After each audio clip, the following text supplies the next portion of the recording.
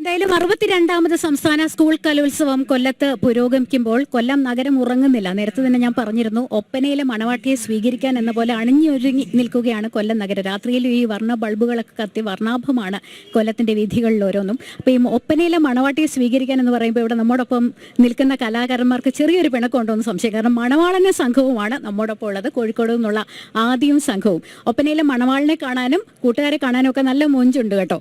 അപ്പോൾ എങ്ങനെ ഉണ്ടായിരുന്നു ഇന്നലെ നടന്ന മത്സരം?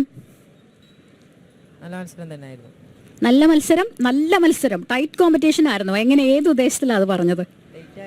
ഓക്കെ, എങ്കിലും എ ഗ്രേഡ് കരസ്ഥമാക്കി. അപ്പോൾ ഇപ്പോൾ ഒന്നാം സ്ഥാനത്ത് നിൽക്കുന്നത് കണ്ണൂരാണ്, രണ്ടാം സ്ഥാനത്താണ് കോഴിക്കോട്. കോഴിക്കോട് കപ്പ് കൊണ്ടുപോവോ?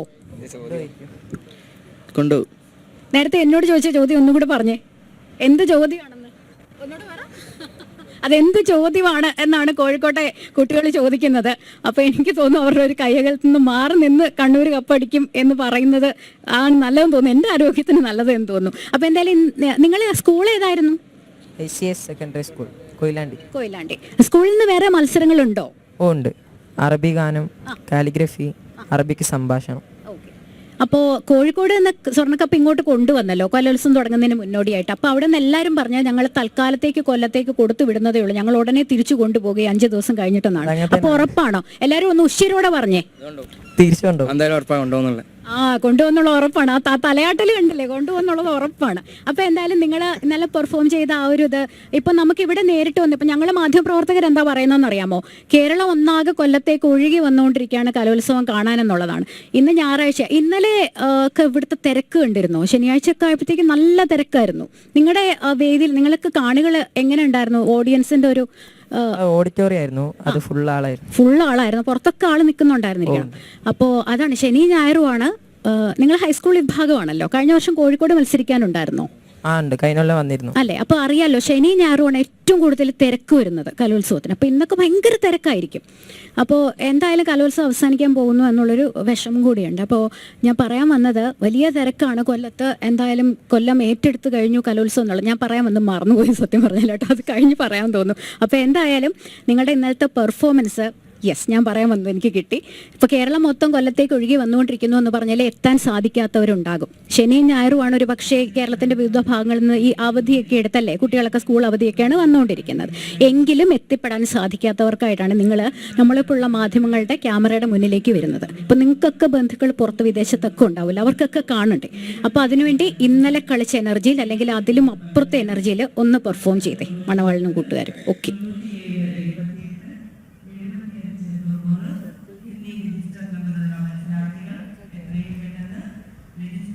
മണിമക്കനാട്ടിലെ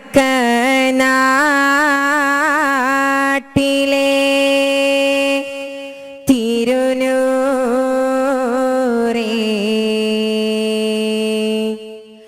മഹിയാകെ സ്നേഹത്തിൻ മതിയോരേ,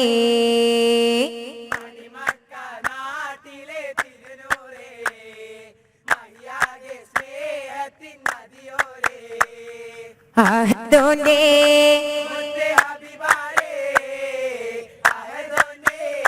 മുത്തേ അബിബാരേ, ജഗമാകെ തിരു തൗഹീദുയർത്തിയ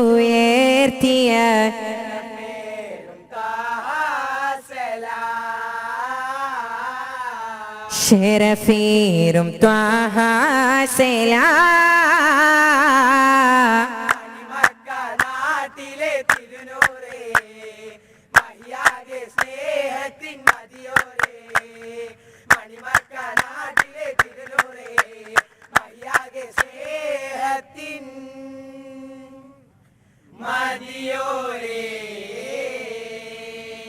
ആമോദം പൂത്തലയുന്നിത ശരഫുറ്റൊരു കല്യാണം, ആഘോഷ പൊലിമയിലോശകൾ പൊങ്കുന്നൊരു കല്യാണം.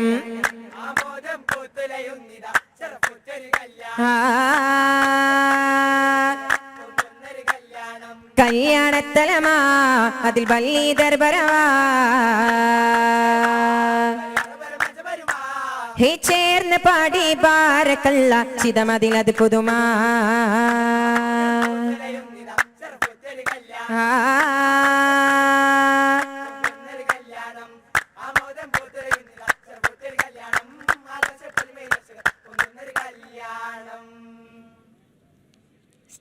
ആദ്യം സംഘവും തകർത്തു.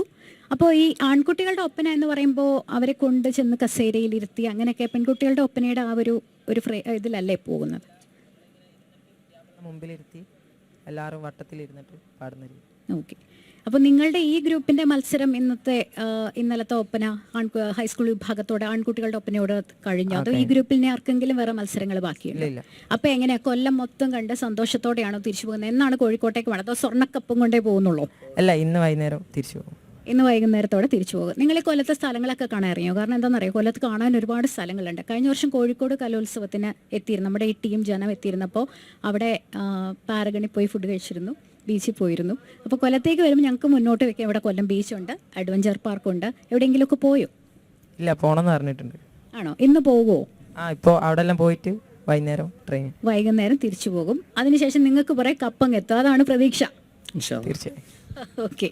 അപ്പോൾ എന്തായാലും ആദിക്കും സംഘത്തിനും നന്ദി, നമ്മുടെ ജനം ടിവിയുടെ സ്റ്റുഡിയോയിലോട്ട് വന്നതിനും ഇവിടെ ഒപ്പന അതിമനോഹരമായി ഒരിക്കൽ കൂടി നമ്മുടെ പ്രേക്ഷകർക്ക് വേണ്ടി കാഴ്ചവെച്ചാണ്. അപ്പോൾ ഇനി നടക്കാൻ പോകുന്ന മത്സരങ്ങളിലെ കുട്ടികളോട് ഒപ്പം തന്നെ നമ്മുടെ ജനം ടിവിയുടെ പ്രേക്ഷകരോട് എന്തെങ്കിലുമൊക്കെ ഒന്ന് പറഞ്ഞേ, പോസിറ്റീവായിട്ട് കുറച്ച് കാര്യങ്ങൾ പറ.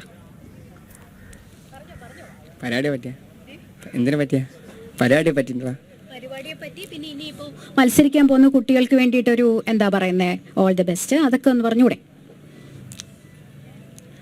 ആദ്യം പറയൂ.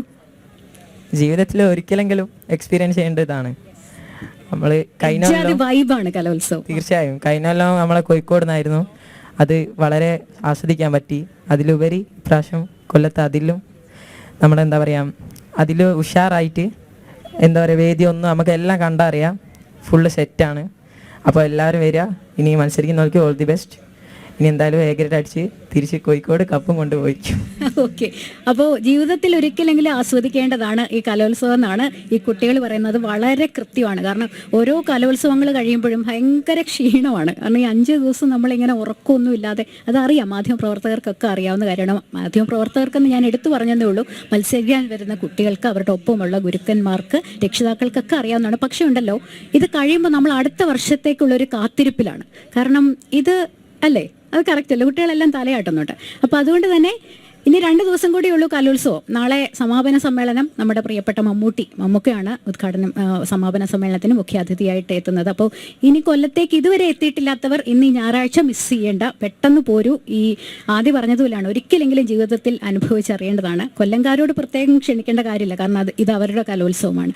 ഒപ്പം തന്നെ നമ്മുടെ മറ്റു പ്രേക്ഷകരോട് കൂടി പറയുകയാണ്, വരിക, ഇത് ആസ്വദിച്ചറിയുക. ഒരു പക്ഷെ വരാൻ സാധിക്കാത്തവർക്ക് കലോത്സവ കാഴ്ചകൾ നിങ്ങളിലേക്ക് എത്തിക്കാൻ ടീം ജനം സജ്ജമാണ്. കലനിറയും കൊല്ലത്തിൽ ഇനിയും കലോത്സവ വിശേഷങ്ങൾ നിറയും. അപ്പോൾ എന്തായാലും ഇപ്പോൾ ഈ ഒരു സമയത്തേക്ക് വിട പറയുന്നു. വീണ്ടും കലോത്സവ കാഴ്ചകളുമായി പെട്ടെന്ന് തന്നെ തിരിച്ചെത്താം.